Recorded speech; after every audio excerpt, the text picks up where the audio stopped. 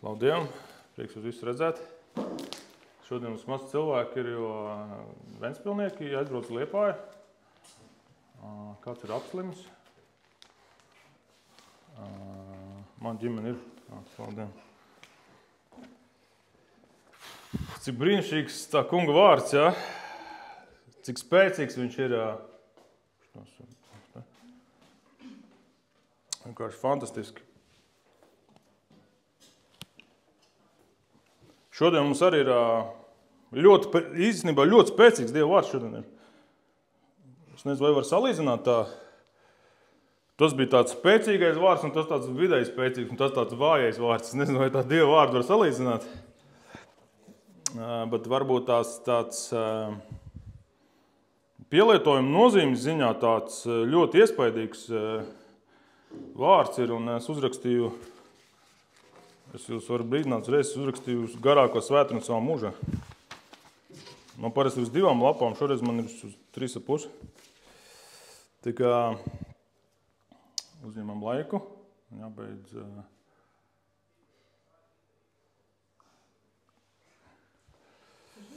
Vai ir visi gatavi? Ļoti nozīmīgs vārds, jā. Kā jūs zināt, mēs esam svētiem Dieva vārdu, mēs viņu lasam, un mēs vēlamies runāt no Marka evaņģēlija, no galvenā tā fokusa, visas Bībeles fokus, kas ir evaņģēlijs. Ja? Un šodien ir tāda īsa raksturvieta, bet ļoti, ļoti, ļoti spēcīga. Es ticu, ka viņš šodien uz tevi runās. Jo uz mani viņš jau ir runājis, un es ticu, ka tas ir ļoti nozīmīgs mūsu vispār draudzē. Lasīsim no Marka evaņģēlija, 8. nodaļas, 22. līdz 26. pants.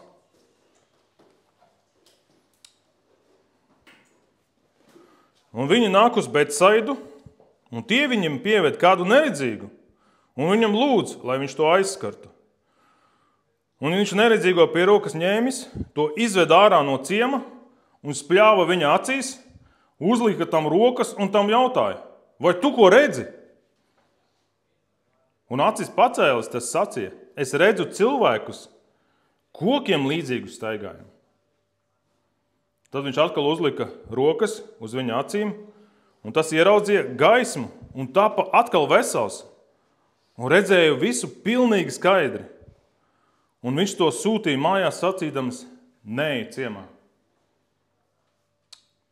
Kurš bija dzirdējis šo raksturvietu? Ir, jā, nav tāda nepazīstama, ļoti, ļoti pazīstama raksturvieta.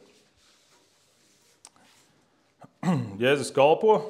Līdzīgs ir, kad Toms atbrauc pie mums ciemos sludināja. Viņš sludināja arī iepriekšējā nodaļā, kad Jēzus bija dziedināja kurlo. Jā, Jēzus dziedināja kurlo, un ka viņš arī ielika rokas viņa ausīs. Un kaut kādā varētu pat teikt līdzīga situācija ar dziedināšanu, ka Jēzus atkal kaut kādā līdzīgā manierē dziedina cilvēku. Atkal viņš parāda, ka viņš ir Mesija, ka viņš ir Dievs, ka viņš nav vienkārši cilvēks, ka viņš nav vienkārši labais mācītājs vai labais skolotājs vai slavenais rabī. Bet viņš ir Mesija, viņš ir Dievs, viņam ir reāls spēks, viņš to var izdarīt. Jā, un tad uzzīmēsim to kontekstu. Kur tas viss bija un kā tas notika. Un mēs sākam ar to. Mēs zinām, pagājušajā svētdien sludināja Edvards, un viņš teica par tiem farizējiem jautāja. Es pareizi saku, ja? Viņš farizējiem jautāja par farizēju raugu, ja? Un tad viņi nāk uz Betsaidu. Kā ir rakstīts jūsu Bībelē? Man ir rakstīts Betsaidu. Kā ir jums nav jaunais tulkojums vai kaut kas ir? Vai vēl kāds? Jo jaunajā tulkojumā ir rakstīts Betsaida. Jā, ka izrādās Betsaida, tas ir romiešu tā kā romanizējums, ja? Un Betsaida, tas ir tas tā kā ebreju tā izpratnē, kā viņi teica. Jā, tas tā kā piemēram,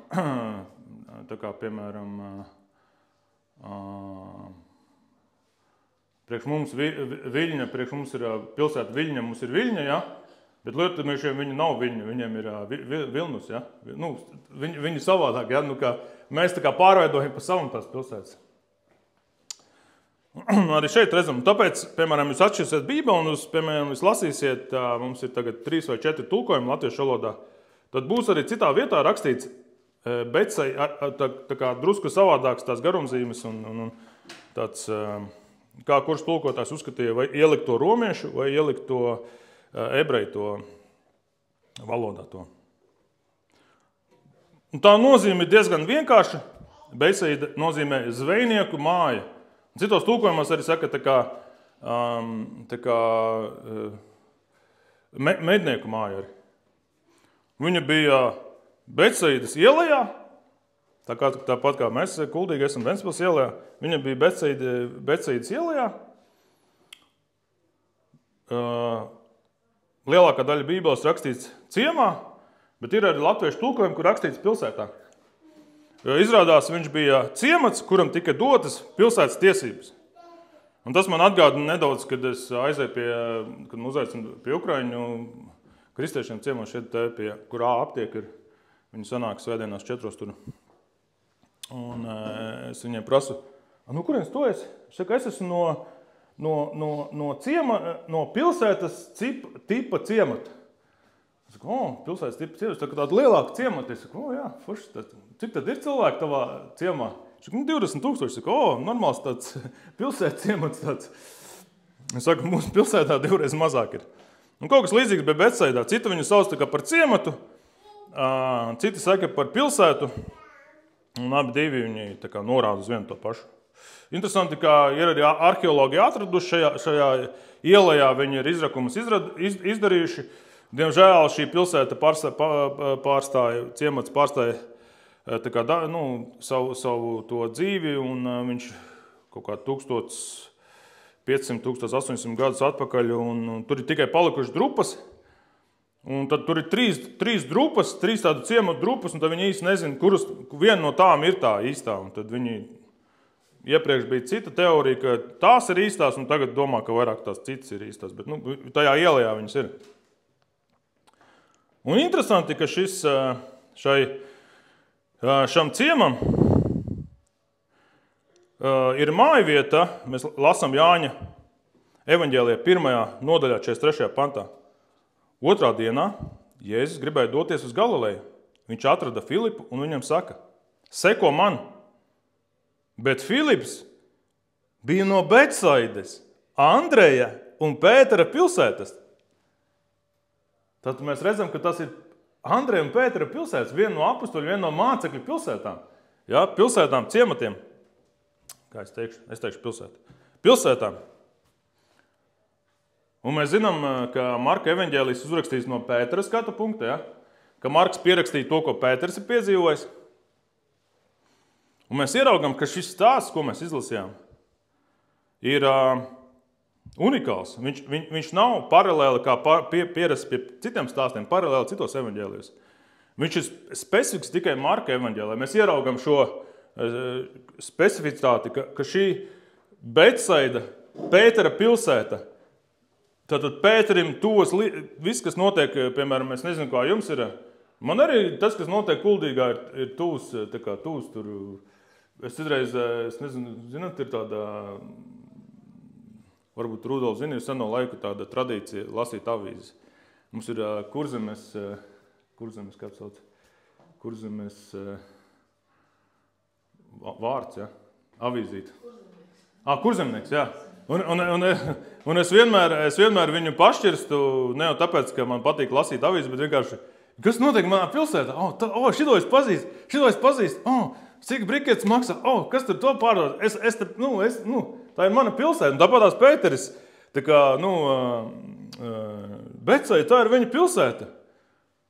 Un viņš diktē Markam, un Marks raksta šo stāstu. Un mēs redzam, viņš nav nekur citur. Tāds unikāls stāsts. Pie Jēzus atveda un Jēzu lūdza par kādu neredzīgo. mēs redzam no paša sākuma, stāsta sākuma, ka pie Jēzus atved neredzīgo, ja?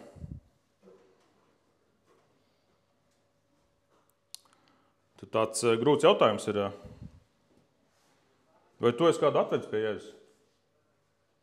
Varbūt kāds cilvēks, kas neredz, varbūt kas garīgi neredz. Cilvēks, kuram ir vajadzīgs Jēzus. Es varu pateikt, ka mani kāds atveda pie Jēzus. Ka man bija 18 gadi, man kursabiedri no tehnika, man bija 18 gadi, teica, ejam, tur ir tāda draudze, tur tādi jaunieši ir, ejam pie viņiem ciemos, to evaņģēliju, ko tu esi dzirdējis, viņiem tur tas ir. Un mani kursabiedri atveda. Un es paliku. Interesanti, ka viņi aizgāja projām, bet es paliku.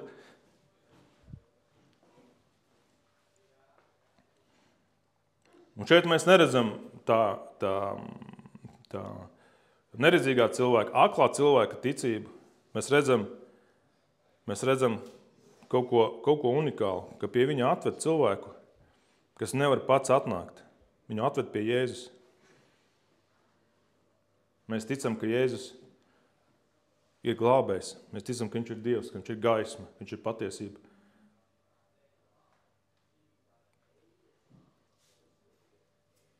Mēs ticam, ka viņu var uzticēties, pie viņu var vest cilvēkus.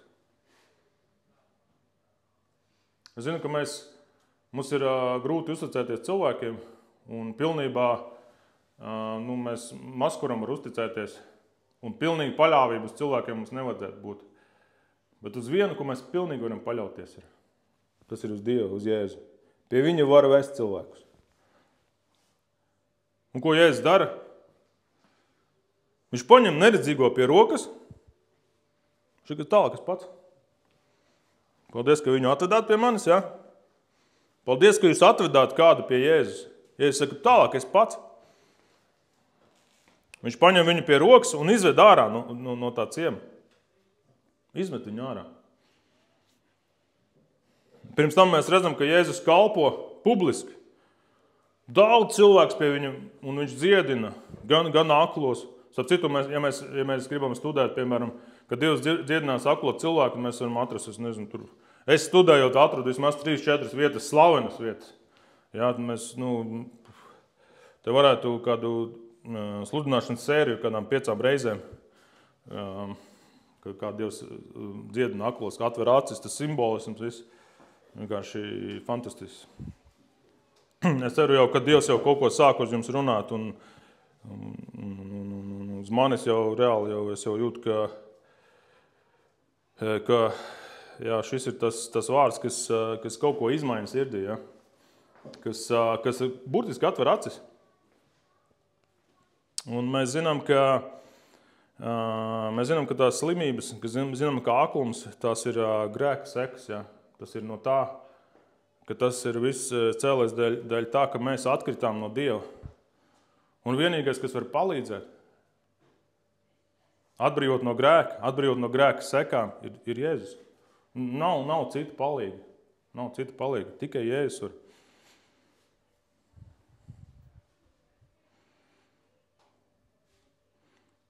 Es atceros, kad tu aizēji uz slimnīcu vai tu aizēji pie savā ģimenes ārsta vai kaut ko, un tev ģimenes ārsts vienmēr uzdod tādu jautājumu.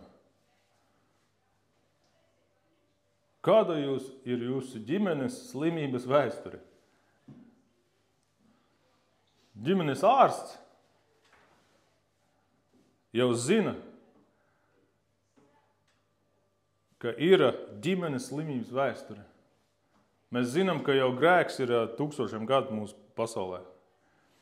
Ka šīs slimības ir 1000 gadu, ja, kad mums vajag Dievu, mums vajag to, kas paņem pros. Ka tas nav dabiski, tas ir smagi. Un mēs gribam kādu, kas mūs izglābj, kādu, kas mūs dziedina. Un tas kāds atklājās evaņģēlijā kā fokus. Par to, kas pravietots vecajā derībā, viņš atklājās evaņģēlijā pilnībā. Jēzu Kristu, kas ir pilnīgi Dievs un pilnīgi cilvēks. Un mēs lasām šo skaisto pravietojumu, es izlasīšu diezgan tādu pagaru to tekstu. Jesajas grāmatā, protams, ka Jesajas grāmatā, 35. nodaļā, visu nodaļu iesaku izlasīt. Es lasīšu no 3. panta. Iesajas 35:3. Ļoti, ļoti skaista vieta. Un šo vajag izdrukāt, uzlikt kaut kur sev mājās. Varbūt tas nezinu. Stipriniet nogurušās rokas, dariet stingrus ļodzīgos ceļus, sakait izmisušām sirdiem, esiet stipras, nebīstieties, redzi, te ir jūsu Dievs. Atriebība nāk un Dieva atmaksa. Viņš pats nāk un jūs izglābs. Tad aklo acis atvērsies un kurlo ausis atdarīsies. Tad klibais lēkās kā briedis un mēmo mēle gavilēs. Jo ūdens izver tuksnesī un strauti izkautušā klajumā. Un svelošā smilts taps par ezeru un izkautusī zemi par ūdens avotu. Kur agrāk mājoja šakāļi, tur augs zāli un niedres. Tur būs līdens ceļš, ko sauks par svēto ceļu. Nešķīstiet tur nesper savu kāju. Tas ir viņas tautas ceļš, drosas ceļš.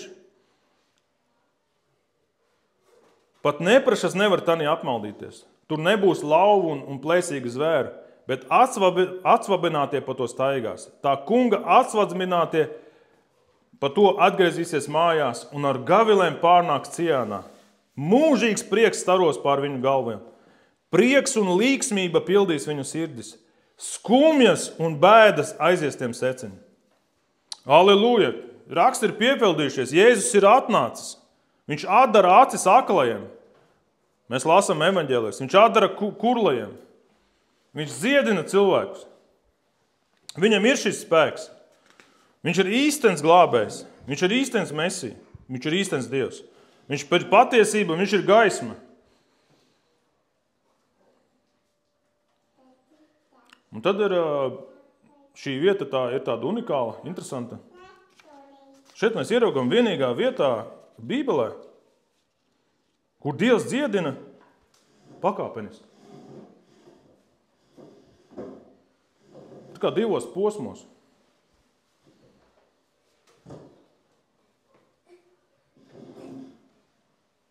Un tad jautājums, kāpēc Dievs citus viņš dziedina pilnīgi uzreiz, citus viņš dziedina pakāpenis? Kāpēc tas tā notiek? Viena ļoti būtiska lieta ir jāsaprot, ka iespējams viņš to dara, lai simboliski parāda saviem mācekļiem, arī mums, ka no šīs vietas viņš rāda, ka viņš pakāpeniski atver mācekļu acis. Mēs zinām, ka es tur lasīju vienu teologu, ka viņš ir izrēķinājis, ka no šī notikuma kaut kur pēc 6 mēnešu Jēzu piesitīs krustā. Jēzus pakāpeniski tad atklāja. Šis ir mans ceļš. Jūdi gaidīja, kad Mesija atnāks, kad glābējs atnāks, ka viņš būs kā Dāvids, kā karavadonis. Un Jēzus parāda, ka viņa tā cīņa ir pret grēku, ka šī cīņa ir garīga, ka viņš nenāks vienkārši Romas impēriju izdzīs ārā no Izraēlas. Viņš pakāpeniski atklājās mācekļiem. Un interesanti, kad pāris pantus augstāk, to, ko Edvards sludināja pagājušajā svētdienā, viņš viņiem jautā, mācekļiem jautā, jums ir acis, bet jūs neredzat. Jums ir ausis, bet jūs nedzirdat. Viņš jautā to saviem mācekļiem. Un te viņš parāda, un šo Pēters redz, viņš parāda viņiem, ka viņš pamazām atklāja acis.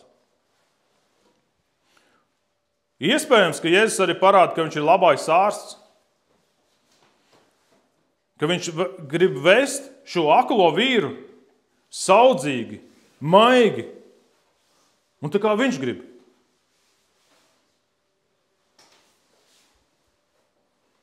Jēzum var uzticēties. Viņš tevi vedīs saudzīgi, maigi. Viņš zina, kā atjaunot tavu garīgo redzi. Viņš zina, kā tevi atjaunot.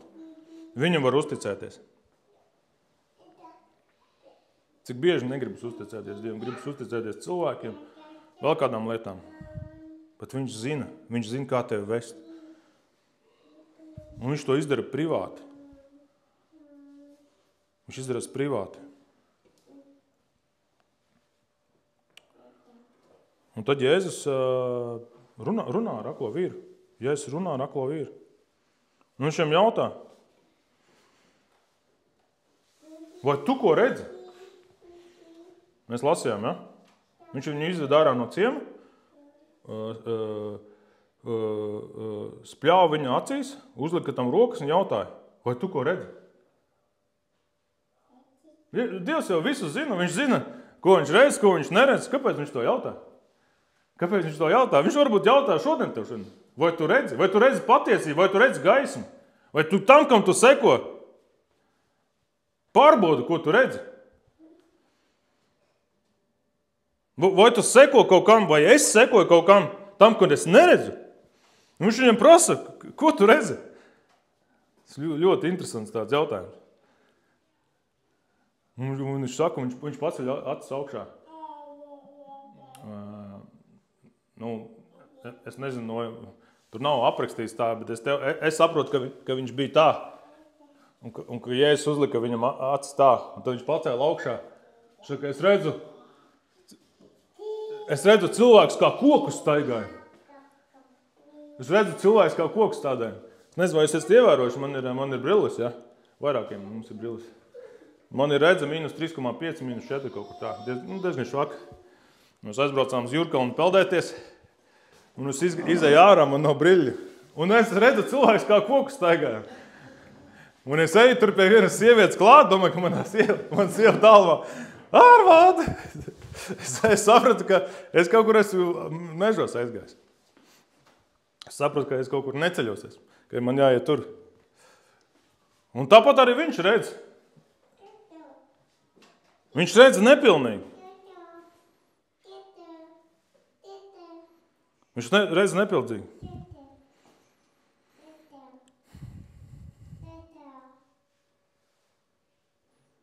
Un tad Jēzus uzliek, tad 25. pantā, tad viņš uzlika rokas uz viņa acīm. Otrais, un tas ieraudzīja gaismu. Un tapa atkal vesels un redzēja visu pilnīgi skaidri. Vai tu redzi pilnīgi visu skaidri? Varbūt Jēzum ir jāuzliek rokas uz tavām acīm, lai tur ieraudzītu visu skaidri. Mēs redzam, cik šis teksts ir pilns ar garīgo simbolismu. Cik mums daudz mums ieraudzīt, cik liels ir mūsu Dievs. Un tad cilvēks ieraudzīja gaismu. Viņš ieraudzīja gan burtisku gaismu, gan arī garīgi, ka Jēzus ir gaisma. Un viņš redzēja pilnīgi skaidrs. Tā kā Jēzus ienāk mūsu dzīvē, viņš atbrīvo mūs no grēka. Mēs ieraugam lietas pilnīgi skaidri. Mēs ieraugam lietas, kas mūs pazudināja. Mēs varam izvēlēties šo taisno ceļu. Mēs varam izvēlēties šo šauro ceļu. Mēs varam ieraudzīt gaismu. Mēs varam ieraudzīt patiesību. Un tas notiek, kad Jēzus uzliek mums rokas, ka Jēzus atbrīvo mūs no grēka sakām, no lāstiem. Viņš atbrīvo. Un lai gan varbūt tās kādam no mums ir jānesā brilles, bet mūsu garīgo redzi Dievs atjauno pilnībā. Un viņš arī atjaunos mūsu fizisko redzi. Mēs zinām, ka šī miesa ir nepilnīga. Viņa ir grēka salauzta. Un Jēzus jau ir sagatavojis pilnīgu miesu, jo viņš redz, ka šī miesa nav pilnīga. Lai gan Jēzus iemājoja mūsos, viņš mūs taisno, bet viņš ir sagatavojis kaut ko labāku.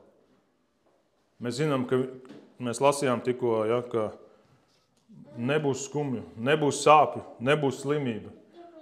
Tur, kur Jēzus mūs ved, tur nebūs sāpju, tur nebūs slimība. Ja, ka katram no mums ir apsolīts, mums būs perfekta miesa debesīs. Ja, mēs arī ticam, ka Dievs arī mūsdienās dziedina. Mēs arī lūdzam par cilvēkiem mūsdienās. Mēs uzticamies arī mūsdienās šodien. Un, protams, man visinteresantāk, ka uzreiz sākot studēt šo raksturvietu, iedziļinoties, es nezinu, vai jūs ievērojat to, Jēzus divreiz uzlika roku, ja? Un viņš spļāva. Ievērojat, ja? Viņš spļāva tam aklajam, ja? Nezinu, vai ievērojat, nelikās, man uzreiz likās tā jocīgi. Ko viņš to bļāva, kā tas, Un tad es tā studēju, un tā man, varbūt, kad Dievs atklāja, vai kā. Es sapratu vienu lietu, ka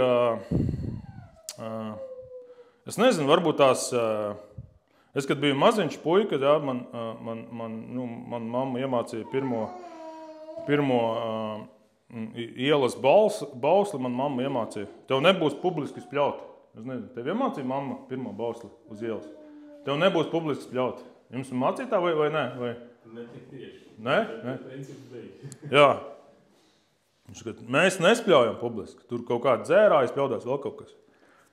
Izrādās, ka mums mūsdienās mēs esam pazaudējuši drusciņ šo saikni ar to, ka mums ir attīstītas gan mitrās salvetes, gan visādi krēmi, rokas, vēl kaut kas. Mēs esam tā kā pazaudējuši šo dabisko saikni ar siekalām un spļaudīšanās.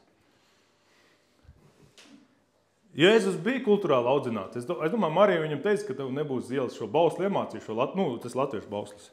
Es zinu, ka mēs aizbraucam citās kultūrās, mēs ieraugam, ka viņi riktīgi daudz spļaudās un mums tas pārsteigts. Īpaši vidus austrumos. Un starp citu, mums latviešiem ir pilns, mēs esam eksperti spļaušanā, mums ir pilns, mums ir sakāmvārds. Es nezinu, vai jūs ģimenē lietoja sakāmvārds. Viņš pat pār lūpu nevarēja pārspļaut. Lietošā? Nesat dzirdējuši? Šis ir seno laiku zināšanas, kas ir folklori jau, kas izzudīs. Saspļāvis rokās, viņš ķērās pie darba. Esat dzirdējuši tādu, jā?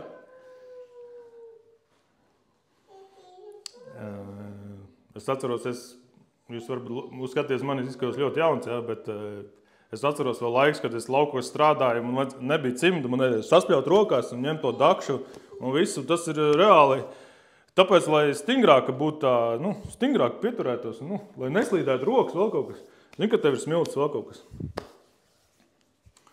Es atceros, man tur kaut kāds, es tur laukos gāju un man tur kaut kāda rēta bija uz šitā te, uz kājas un tur mums tas lauka sunīts pieskrēja un laizīja man to rētu.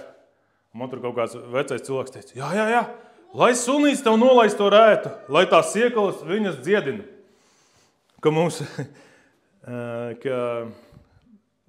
kādreiz šis ir viss jaunajiem cilvēkiem, šis viss ir tādas ekstra seno laiku zināšanas, ko mūsdienās neviens nepielāda. Un liktos jocīgi, bet es vēl atceros to. Ka mums kādreiz bija ļoti dabiski attiecības spļaušanas. Un nerunājot par spļaušanas kultūru, kā statusa simbols. Es nezinu, tas īpaši pušiem ir varbūt tās, jā? Es atceros, kad man bija 18 gadi, es nepazinu Jēzu, jā? Es pīpēju cigaretes, jā? Tad bija, ja tu esi krūtais čalis, ja, tu pīpē šitā te, un tā nospļaujas tā. Tev nav tur tāds tev ir tāds zināmais, spēcīgais spļāviens, un tu zini, ar tevi tur neviens nevar tur tagad tās, ja, kaut ko. Tu esi tur īstais čalis, ja. Tas veids, kā tu spļauji, reprezentē tevi kā spēcīgu personību. Un ir tāds, man liekas, miljardu skatījumu, ir tāds slavena, kur čalis ar bembi piebrauc un nospļaujās, un viņam te uzspļaujas. Varbūt es redzēju šo video, un viņš tālāk viņam nobremzējas, ja? Ka viņam nesanāk tas status spļāviens, ja? Ka viņš te uzspļaus, ja? un nesanāk viņam tas video. Man liekas, viņam miljardu skatījumu ir tāds smieklīgs video rolīts. Ka tā spļaušana ir pilnīgi tāds statusa simbols. Un ja mēs aizbraucam kaut kādām ciltīm, kas dzīvo tur mežos, vēl kaut kur, mēs redzam, ka spļaušana ar viņiem ļoti svarīga. Un izrādās, tas ir, protams, normāli, ka ļoti karstā klimatā, kur nepārdot gumijas cimdus, vēl kaut kādus speciālos cimdus, vēl kaut ko mitrās salvets, kur nav tekošs ūdens pieņems, ir normāli mitrā klimatā.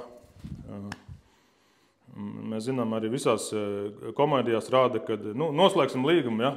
Iespļauj rokās un tad tas domā, tā var vai nevar. Kad tas ir normāli izmantot spļaušanu. Un senajos laukos pat tika uzskatīts, ka siekalās ir kaut kas arī tāds tā kā vērtīga lieta, kaut kas ārstniecīgs. Tad tajā brīdī, kad Jēzus spļāva, tas nebija tas, viņš nepārkāpa to latviešu bausli, tev nebūs publiski spļaut. Tas bija tāds dabisks, karsta klimatu lieta. Tas kaut kādā ziņā,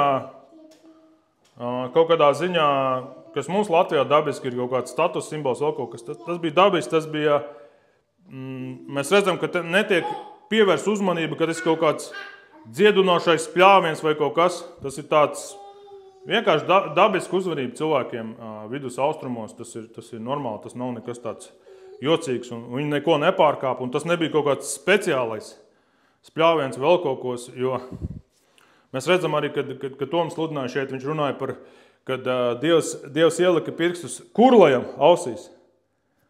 Un mēs tur lasam arī, ja? Viņš spļāva un ielika kurlajam ausīs. Ka viņš atkal izmanto, tas ir dabisks tāds vidus austrumu vīriešu tāda uzvedība.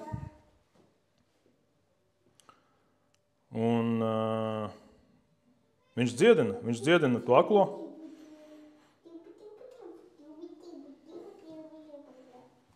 Un izmaina viņu dzīvi. Kaut kur 8 minūtes man palika. Izmaina viņu dzīvi. Ir ļoti dziļa raksturvieta, ļoti spēcīga. Bet viņu lasot, ļoti daudz jautājumu rodās. Mēs lasām Jāņa evaņģēlijā 9. nodaļā, 32. pantā. Nemūžam vēl nav dzirdēts, ka kāds būtu atvēris acis cilvēkam un kas neredzīgs piedzimis. To runā aklais, kas tika dziedzināts no Jēzus Jāņa evaņģēlīša tajā stāstā citā pilnīgi. Un tur viņu farizēji, un tur ir notiek diskusija ar farizējiem, rakstu mācītājiem. Kas tevi dziedināja, kā tas notika? Kāpēc viņš sabatā dziedināja? Tā diskusija, iesaku izlasīt arī tāda dziļa diskusija. Mums nav, diemžēl, laika iedziļināties šodien. Un tas aklais, kas ir dziedināts, viņš atbild. Jā, nemūžam vēl nav dzirdēts, ka kāds būtu atvēris acis cilvēkam, kas neredzīgs piedzimis. Bet es esmu dzirdējis, ka kāds aklais tiek darīts redzīgs. Jūs esat dzirdējuši, ja? Es zinu, manai sievas mātei, sievas tēpam izoperēt kataraktu, ja? Sievas mātei ir, ja? Sievas tēm, es pats viņu vedu uz Amerikas Latviešu centru, ja? Viņš neredzēja, ja? Viņam bija tā katarakta, viņam izoperēja, viņam ir 86 gadi. Viņš labāk nekā es redzu. Ja? Mēs zinām jaunākās tehnoloģijas,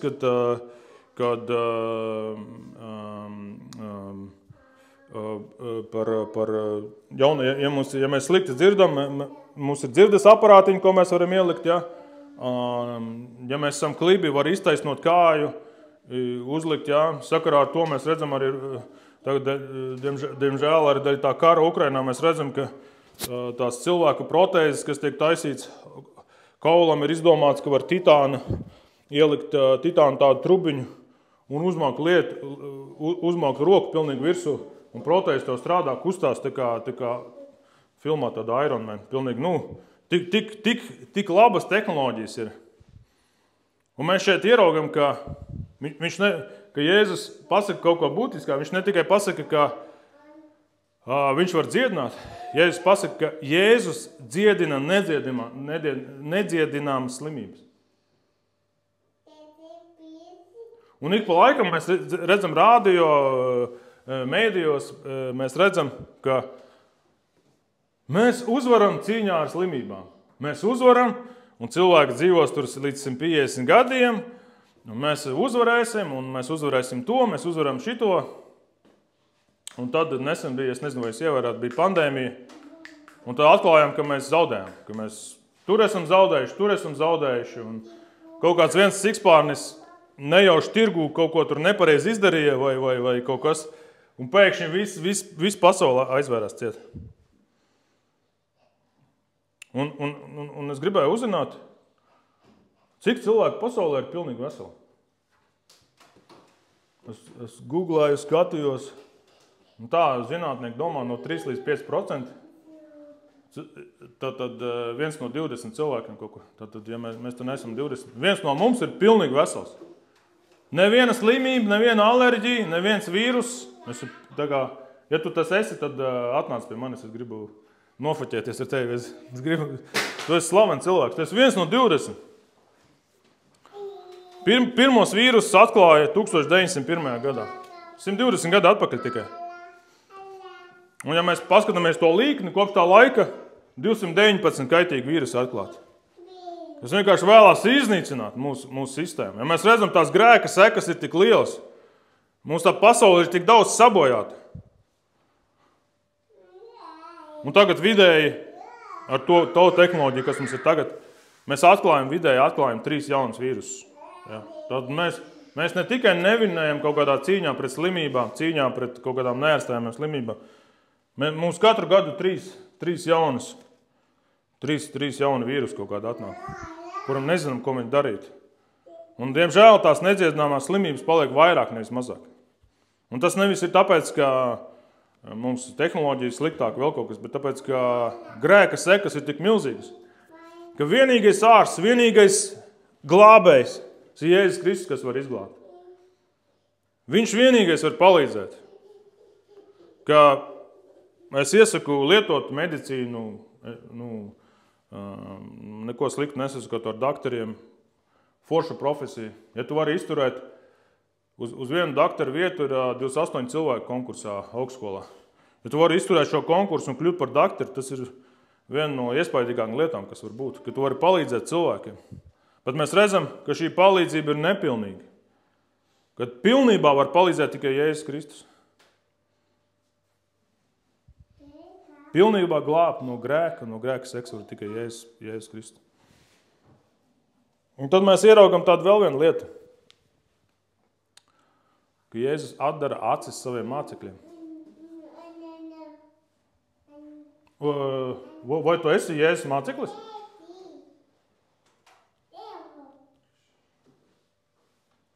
Jēzus var atvērt tavas acis. Ja tu nepazīsti Jēzus šodien, Jēzus var atvērt tavas acis. Viņš apgaismo grēciniekus. Viņš atver viņu acis. Mēs lasām vienu tādu slavenu stāstu, ka tas notika Apostoļu darbos 9. nodaļā, 7. pants. Iespējams, esat lasījuši. Kad notika, kad Dievs uzrunāja Pāvilu. Saulu vecajā vārdā. Ananija aizgāja un nonāca tanī namā. Un viņam rokas uzlicis, sacīja: brālis Saulu, kungs Jēzu, kas tev parādījies ceļā, pa kur tu nāc, mani sūtīs, lai tu atkal kļūtu redzīgs un pilns svētā gara. Un tūdaļ no viņa acīm nokrita kā zvīņas. Viņš atkal redzēja un uzcēlās tika kristīts. Ko mēs arī redzam, ka cilvēks, kas nāk pie Dieva, ka viņš bija garīgi akls, ka viņam pilnīgi tā kā zvīņas nokrita, ka viņš var redzēt pilnīgi. Un ka viņš to dara ne tikai cilvēkam, kas tikko nāk pie Dieva, ka viņš arī atklāja saviem mācekļiem. Gan tā laika mācekļiem, apstuļiem, un gan arī mums tagad, mūsdienās. Es varu pastāstīt īsi, kad arī es nācu pie Dieva 98. gadā,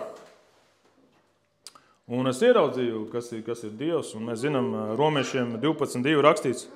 Un netopiešai pasaulē līdzīgi, bet pārvērtēties atjaunodamies savā garā, lai pareizi saprastu, ka Dieva griba,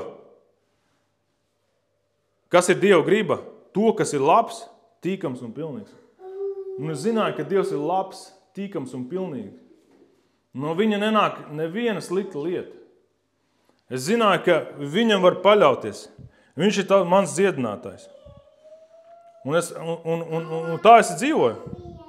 Bet es vienā brīdī atklāju, ka mana saprašana nav pilnīga. Ka es esmu nepilnīgi sapratis. Un tad kaut kādu, neatceros, 5-6 gadu atpakaļ, Dievs atvēra manas acis. Viņš atvēra manas acis. Un ka viņa griba ir laba, tīkama un pilnīga. Bet ka viņš arī ir svēts, suverēns. Viņš ir tas, kas atceļ un ieceļ ķēniņš. Un viņš izrīkojas ar cilvēkiem, kā viņš vēlās. Jo viņš ir valdnieks. Mēs lasām Mūzes 2. 4.11. Bet tas kungs, tajā vietā, kur Mūzes runā ar Dievu, ka sūti kādu citu, es nevaru iet, es nemāku runāt. Un Dievs viņam atbild. Bet tas kungs sacīja viņam, kas cilvēkam muti devis? Un kas dara mēmu vai kurlu, vai redzīgu, vai aklu, vai ne es tas kungs? Un mēs redzam, kad mēs lasām bauslībā, kāds ir lāsts, ja tu nepildi bauslību. Mūzes 5.28. Un tas kungs tevi sitīs ar vājprātību, ar aklumu un ar sirds stulbumu. Mēs zinām, ja tu atstājies no Dieva, ja tu ej to grēka ceļu un tu iegrims tajā grēka purvā, mēs zinām, ja? Mēs zinām, kādas ir sekas tādiem smagiem grēkiem, mēs zinām, ja? Tad mums ir pilni cietumi ar cilvēkiem, ja? Mums uzcēla jaunu cietumu, jā, Liepājā tagad arī, jā. Iespēja kalpot tur kādam ir iet. Mums ir pilni cietumi ar cilvēkiem. Starp citu samazinājās Latvijā cietumnieku skaits. Mums ir, diemžēl, alkoholisms, narkotikas ļoti nopietnas slimības izraisa. Diemžēl, ja tu tādu ceļu iesi, ja tu novērsīsies no Dieva, nopietnas slimības, nedziedināmas slimības. Mēs zinām, ja tu esi narkomāns, mēs zinām, ka, diemžēl, tu esi lielākajā riska grupā, kad saslims ar aids. Mēs esam dzirdējuši šos stāstus. Un mēs zinām, kas var izglābt. Mēs zinām, kas var izglābt, kam var uzticēties. Un tad pašās beigās, interesanti, ka, ja es dziedinu šo aklo, un viņš viņam saka, neej tajā ciematā, neej tajā pilsētā.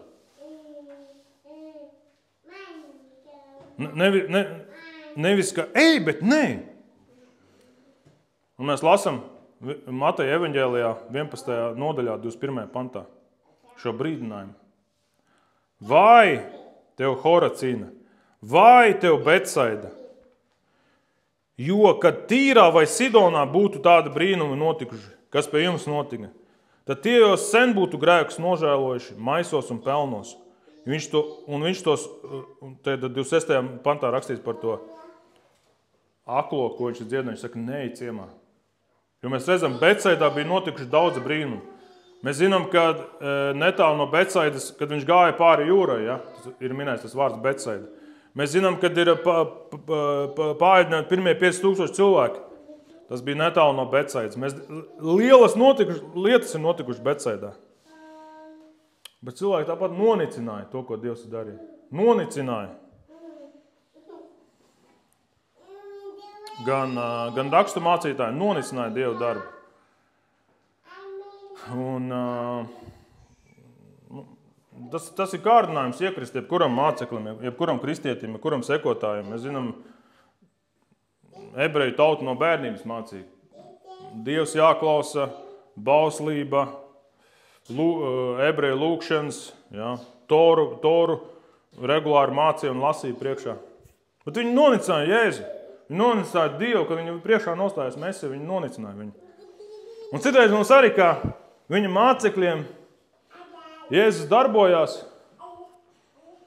un mēs sekojam Jēzu, un viņš paņem pie mūsu rokas, mums liekas, bet citur Dievs labāk vada. Citur Dievs labāk dara. Man šodien no rīta sieva saka, Ventspilnieki brauc uz Liepāju. Mums arī vajag uz Liepāju aizbraukt. Saka, mums tā kuldīgi jāiet. Mums arī uz Liepāju vajag aizbraukt forši. Ir patīkami aizbraukt uz Liepāju, vēl kaut kādām vietām un redzēt, ka Dievs dara. Redzēt, ka Dievs baudīja to, ka tos augļus, Kad cilvēki kristās, šodien arī kristības, jā, bija ielikt čatiņā, jā. Šodien arī kristības ir. Ir patīkami. Un tad tu atnāc uz savu mazo draudzīti. Mums jau te nekas nav, zin kā. Un Dievs ir tevi paņēmis pie rokas, viņš tevi ir vadījis. Un tu tā kā, tas nav. Citur kaut kur labāk. Un ka mēs kaut kā nevilšus, kaut kā, negribam jau, zin kā. Un tad tas, ka es ticu, ka Dievs vēlās darboties arī mūsu pilsētā. Viņš darbojās caur citām draudzēm. Vai viņš grib darboties kaut kādās nišās, kaut kādās vietās, kaut kādās ielās, kur nav citu draudžu.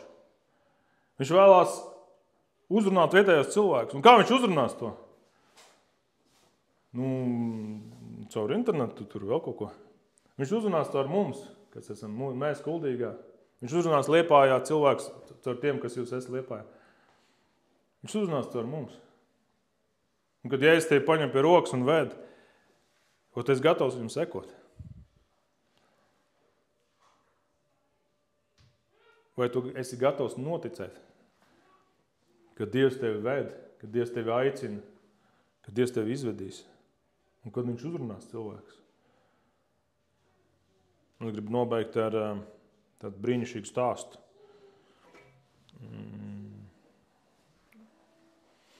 Stāsts par Sīriju, 2. ķēniņa grāmata 6.15. 2. ķēniņa 6.15. Brīnišķīgs stāsts. Nekas nav mainījis. Jā, tagad arī Sīrijā ir tāds nemieri šaudīšanās un atkal vara ir mainījusies un nevar saprast, vai būs pilsoņu karš vai nebūs. Arī šeit mēs redzam. 2. ķēniņa 6.15. Karaspēks uzbruk. Ebreji nezin, kā aizstāvēties, un tad mēs lasam tādu, ko Elijas runā. Tāds stāsts interesants. Iesaku visu izlasīt to nodaļu, ļoti interesanti.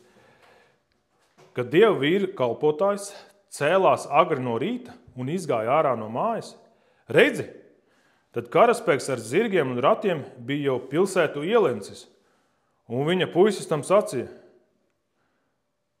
Ak, vai mans kungs, ko nu darīsim?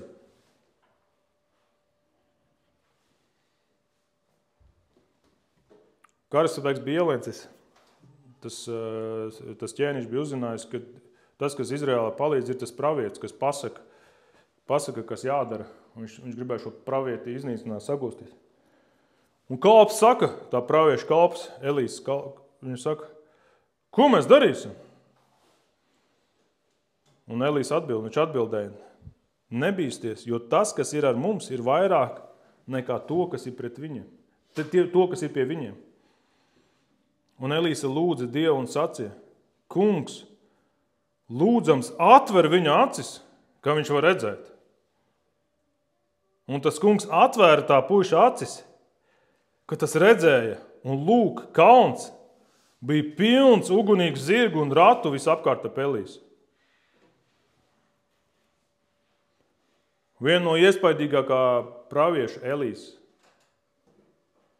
Kalps, kas ir redzējis visus tos brīnumus, ko Elīs dara.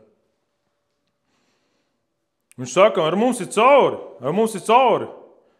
Mums te nekas nesanāks. Mums rekur mēs esam ielenkt, mums savāks mums kopā. Iznīcinās mums.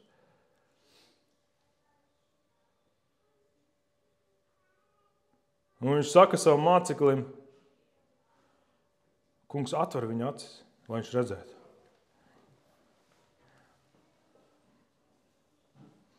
Ir kaut kāda brīža, ka man arī vajag atvērt acis, lai es redzētu.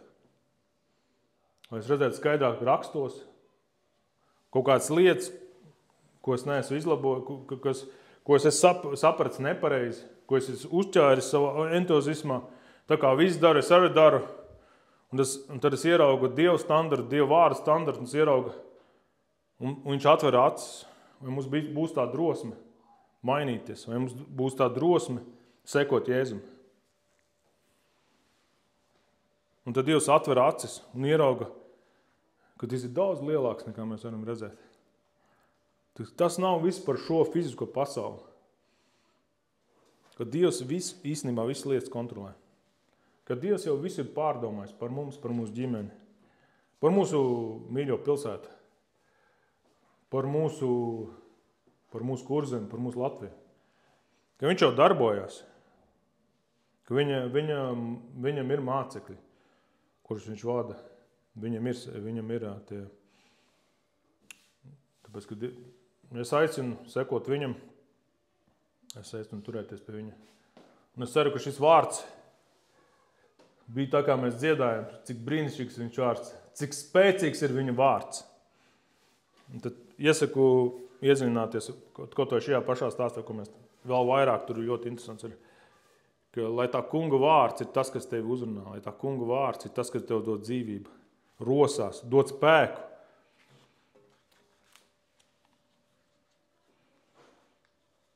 Nebīsties, jo to, kas ir ar mums, ir vairāk nekā tas, kas pie viņiem.